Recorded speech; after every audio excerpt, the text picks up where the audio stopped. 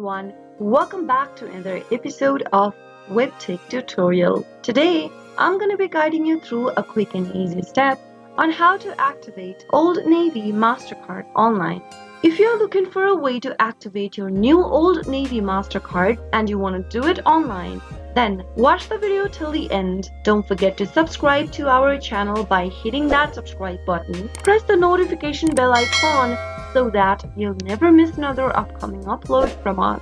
Start off by opening up your preferred web browser. Go to the URL box and type in oldnavy.com/activate and press enter on your keyboard. Old Navy Mastercard is a credit card offered by Old Navy. It is a popular clothing retailer in the United States, and if you'd like to activate your new Mastercard, go ahead and enter the card number available at the back of your Mastercard in the text box. Your card number is 16 digits long.